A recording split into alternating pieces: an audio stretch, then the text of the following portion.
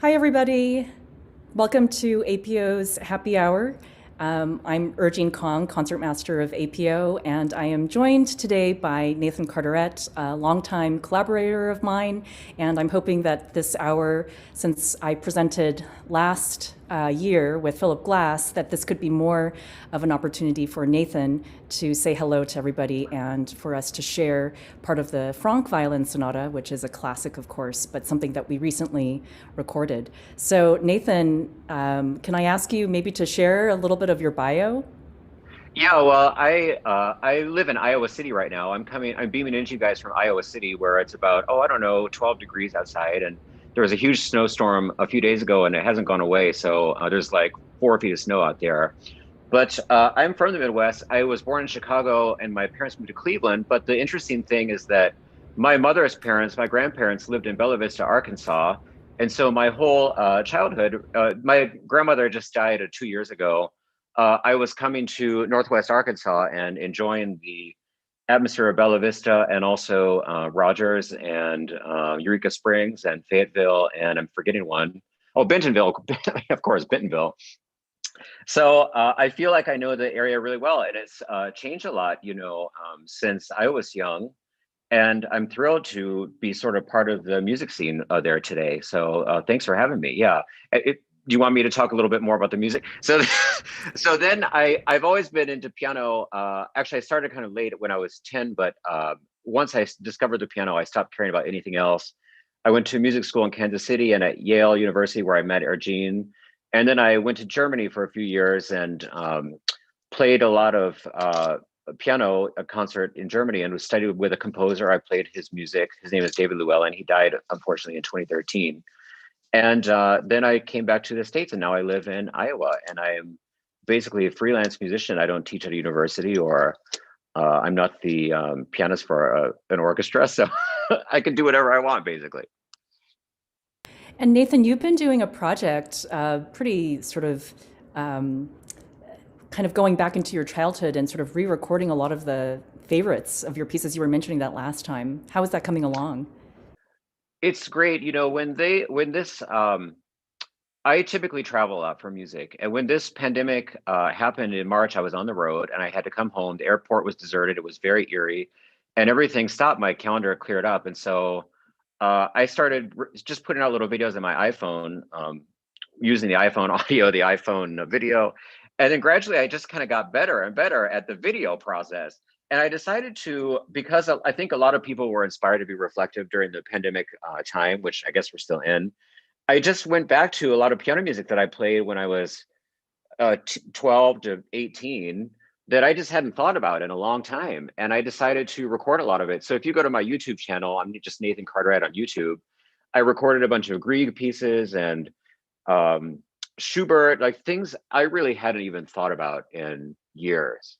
It was an amazing experience, and I've just gotten a little bit better with my media skills. I have some good lighting here at my house, and I learned how to use an external mic with all the Apple stuff, and so I'm pretty happy with a lot of the way a lot of those came out. I've been really digging deep into the my past of the piano repertoire, which I didn't have time to do before because I was always doing something that didn't allow it. I had to focus on what I was going to play at a concert or collaborate in chamber music, and I just stopped thinking about a lot of this old music.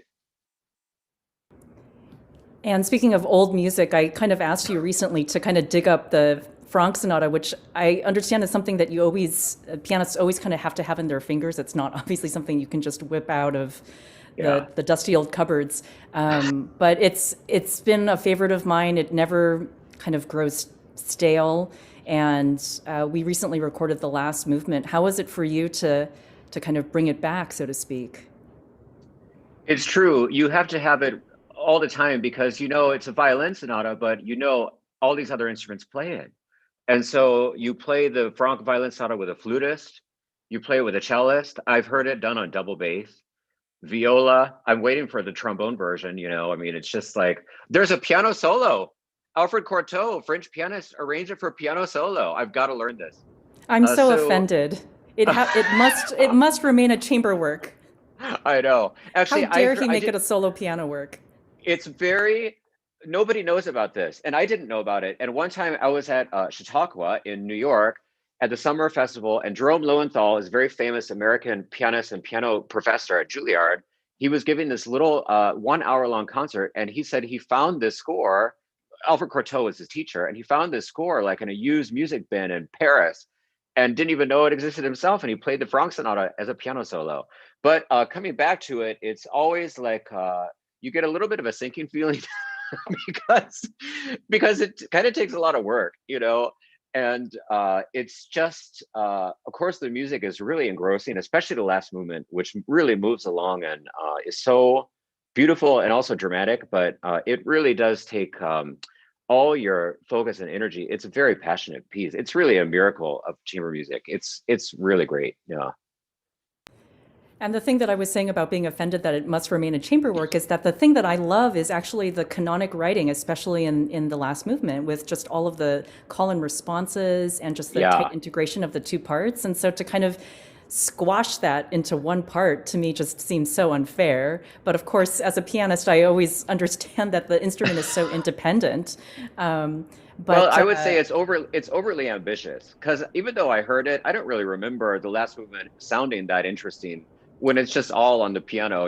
I don't know. It's a little bit just it's showing off, basically. yes, yes. For me, especially coming back to it, I was experimenting with a slightly lighter concept with it, and I know that you and I had talked about it because Hmm.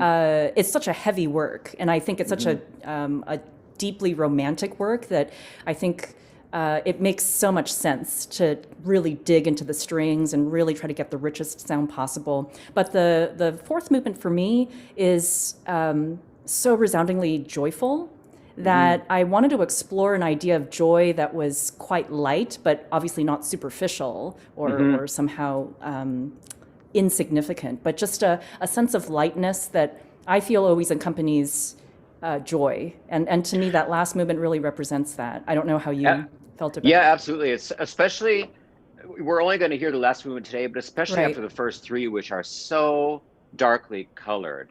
The last movement is really quite bright. And actually, when you and I were recording it in Bentonville last month, or 2 months ago, I guess now, almost 2 months ago, I actually had this sort of vision of nature, because we were going for that lighter sound, and I had this sort of vision of pastoral nature that I had never had before. Because, like you said, you want to dig into the strings, and I have all these notes. Like, I just want to, play all these huge chord. I mean, Franck had a hand that could go from basically a C to a G. Okay. I can maybe get an F, I can get an E, but I can't get that G. He had this huge hand, and the writing reflects that. And so, yes, you want to just like really play. But I had this vision of like a natural scene and sort of rolling hills and stuff. I don't know, the French countries. I've never been there, but I can imagine. And this was, of course, a wedding gift, and from Franck to Eugenie Zai, and each movement was supposed to represent, I think, certain stages or certain aspects of married life. That was something that Eric Friedman told me, but when I was going back to try to confirm that, I was not actually able to find any sort of written records of that. But I always found that to be very interesting. I know we won't hear the other movements, but the first movement is supposed to be the courtship. The second movement is supposed to be the wedding night, Oh. and and and then the third and fourth movement he actually never told me. So I kind of had to fill in the blanks, and I've sort of come to the conclusion that the fourth movement was a sense of tranquil joy and sort of Yes, like very maybe an grounding older joy. age. Yeah, older age. You Yes, get past all the passionate bickering. See, right. I would think the second movement is like the bickering, the fighting. Well, maybe that can happen on a wedding night. I don't know, Yes, but right. I always so I always thought that that was very interesting, and also if it were true, very interesting to present as a wedding gift. It's Yeah. like Yeah, mapped it's an out. amazing wedding present. I mean, Yeah. like you said, this is a classic of chamber. Like, he didn't just give a wedding present, he gave violinists and instrumentalists for generations a gift. Yes. And Yes. so I don't know if I would request this like to play at a wedding. It's kind of it's kind of long, but it's true. Absolutely. Yeah, it's truly amazing. Actually, I hadn't heard that, so I'm going to go with it. That's wonderful. Yeah. Yes. Yes. Well, maybe we can listen to it.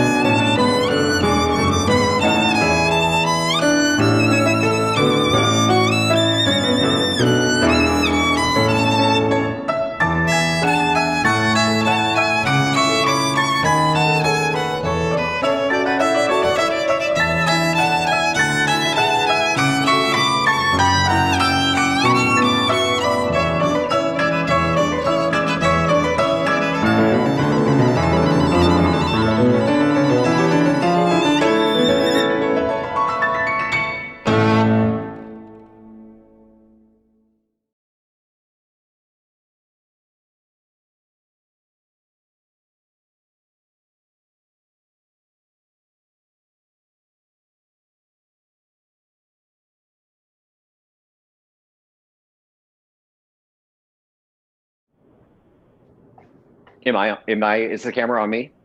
Yeah, well, yes. Welcome to my kitchen. So should I just go with it? Yes, yes. I'm Okay, curious what you're everybody. making, Nathan. Sure. Oh, I need to get one thing. Hold on. Why don't you entertain the people for a second? I have no idea what Nathan is making, so this is going to be really exciting for me too. Well, I will say that we all need a stiff cocktail right now, I would imagine, no matter who you are. And so this will be a little topical because the name of it is called an Americano, okay? And it is like a Negroni, but it's different. So if you know what a Negroni is, it's Jen, okay? Oh, maybe I should go like that. Jen, okay, your standard London dry, and Campari and some other things and whatever. But I'm going to make this Americano. So this is all you do. You can use a shaker, okay? And these days I'm really into crushed ice. I don't know. I sort of remember like my grandparents who lived in Bella Vista, they always had party like in their ground. It wasn't a basement, but it was like the lower level because they were on a hill. It's a lower level was on a lake. And they always had crushed ice. It always kind of struck me as a more old fashioned thing. And now I'm really into crushed ice. So I use crushed ice and I just put it in there. See, I don't measure it. I just put it in there. And I don't really measure this drink either. So you're not going to be able to replicate this probably. You take the gin. This is very easy. You take the gin, okay, and you unscrew the top and then you pour it in. Just, I don't know, you just kind of pour it in, you know. I don't even know how much that is. And then you take this Campari, which I like very much. I love all things bitter, okay? And you're going to take this Campari and you're going to pour that in, but maybe a little bit less than the gin. I really have no idea how much.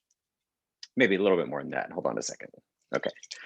And then what you put in this Americano is a little bit of orange juice. Okay. So I cut a little bit off of this delicious orange that I got for Christmas. You remember getting oranges for Christmas? That used to be a thing. And you just squeeze a little orange juice in there. And I think it's like a British thing. They used to give you an orange in your Christmas stocking. And my parents always did that. We always got an orange in the stocking. And so now I put one in my own stocking. And then you make a little zest, you know, this is just for your glass. And I actually like to rub a little oil like along the rim of the glass because you want a taste of orange in the winter. And then this is very special. It's, I don't know, can you see this? Maybe I should hold it closer. It's their orange, where's the camera on this thing? Orange bitters. Orange bitters, okay, made from the rind of the orange. And it's just another, I make it extra bitter. So I put the Campari and then I put more bitter on top of that. So I just kind of go like that. I don't even look like it's going like it's a couple dashes. Okay. And then at this point, I will shake it a little bit. Okay. And then I forgot to get extra ice. So I have to get more crushed ice for my little low baller here, as I think that they call her. Old fashioned. I don't know what it's called. Maybe you can entertain the people while I get the ice. No, this is like ASMR with the crushed ice. I don't want to talk over that. Maybe I should do this. We should do a whisper cocktail. All right. Then you're going to take your glass. You're not quite done. And to pour this lovely bitter mixture, you see it's that nice pink color. I pour about that much in there. And this is really, this could still be a Negroni. What makes it Americano is that you have to put soda water in it. You make it carbonated. And so this is just, as we say in the Midwest, LaCroix. It's just a plain LaCroix, no flavor. You could use a flavor if you want to, but I like it plain. And you just fill it up with LaCroix, okay? And then if you want to, you could cut a slice of orange and put it right on there. That's it. That's the Americano, okay? Remember, London Dry. You don't want any flavored gin. You got to get a London Dry. I'm going to have a little sip. Let's see. Well, Oh, thank that's you so bitter. much, Nathan. I think Yo, this my is also pleasure. the point that if there's any other questions from people streaming in, Oh yeah, I would we, love questions. Yeah. Is there like and a if not, chat? I can ask you more questions, Nathan. Oh, sure. What are some projects that you're working on for 2021? Oh, that's a good question. Well, I was in 2020, I was supposed to go to Europe actually in October and play these two piano concertos by a composer who's a Greek guy who lives in Baton Rouge, Louisiana. His name is Dinos Konstantinidis. And he's about 94 years old. He's been in Baton Rouge. and he has like a festival concert every year in Romania. And so the concert, of course, was put off, but it's supposed to happen this fall. So my dream is that I can go to Europe this fall, play the two piano concertos with this orchestra in Romania, and then do a little traveling around that area because I've never been to the Black Sea or I've never been to that part of the world. So that's a project that I'm kind of like keeping going, hoping that it will happen. I've really enjoyed some of your travel logs, and I know that the last time you were here in Bentonville recording the Franck Sonata, you were intending to do a little bit of a travel log of Bentonville, especially considering Mhm. how much it's changed. What do you think was the most surprising thing for you I'm going when to be you got honest with there? you, what the most surprising thing for me was. When I grew up, I remember going to my grandparents' house and just the whole area, seeing a lot of Confederate flags. I remember that. And it just was what the area was to me. You know, as a kid, you don't think about it. And there was in the Bentonville Town Square a statue that was put up by, I guess, the Daughters of the Confederacy. And I always went back to look at it. I thought it was an interesting statue, and it was right there by the old Five and Dime and whatever else is on the square, that big county building and all that stuff. And this time, when I went to see you in November, it was gone. It was gone. And I was really surprised. I thought, wow, this has really been, for me, that was how I knew Bentonville. You know, that was integral to the whole thing, and it's gone. I was really surprised. Yeah. And then did you do a little bit more traveling and travel logging as you were heading up north? Yeah. So I had figured I had some time on my hands when I left there because I didn't have any other concert I had to go to or anything. So I decided to stop at every uh, thing off the highway that said attraction. Okay. So I'd already been to the Mildred Cooper Chapel, which I love to visit, but I went back to Mildred Cooper Chapel and I sat there for a while and I took some pictures. And then the next thing up was there are some caves I could have stopped at, but actually I skipped the caves because it was kind of cold. And then I went to this place outside of Carthage, Missouri called the Precious Moments Chapel, where I don't know if you've heard of Precious Moments, but they're little figurines that have this, they're Christian figurines that have this sort of design that's very unique. And a guy, I think a guy had a vision from angels that he designed these and then eventually crafted this entire Sistine Chapel of Precious Moments. You have to see it. It's really amazing. I mean, really, it's truly a Sistine Chapel, and it feels a little sad now because it's the pandemic, and so there's like this whole almost amusement park thing you have to walk through that was just closed. But the chapel itself is like you've never seen anything like it. It's really amazing. I couldn't believe it, and you know I passed that sign a million times, but never thought precious moments. What I never thought about it. Is there a place where I remember you used to have sort of these kind of blog type of essays about your travel logs? I don't know if they've been published or if No, you've it written all them kind of up moved to yet. Instagram. So now they're like they're effervescent and they disappear after 24 hours. But yeah, I used to Ah, actually write the essays and include a lot of pictures, and I kind of took that down because I couldn't keep up. I was traveling so much at one point I couldn't keep up with it. So I didn't want right. people to think I was stuck in. I think the last well, like was the Rochester, New York. I don't want I don't want people think I was stuck in Rochester, so I took the thing down. But yeah, Uh, so if you're on Instagram, you can find all the. I mean, it's like they last for 24 hours, but it's kind of fun. yes, yes. So people really have to follow you, Hmm. and it's Hmm. instantaneous. Yeah, maybe I'll bring the blog up again one day when traveling starts up again. Yeah. Right, right. Well, I hope everybody is doing well during this time and having a strong beginning to 2021. Thank you so much to the Arkansas Philharmonic for providing the space. Thank you so much, Nathan. Thank you so much, Pete Hamby, for coordinating this dual stream, especially with the video. I'm very happy not to have to deal with the technology. And please tune in. Please follow Arkansas Philharmonic. And these happy hours are usually weekly, Thursdays at 5. So hope to see a lot of you next week. Thank you so much. Thanks.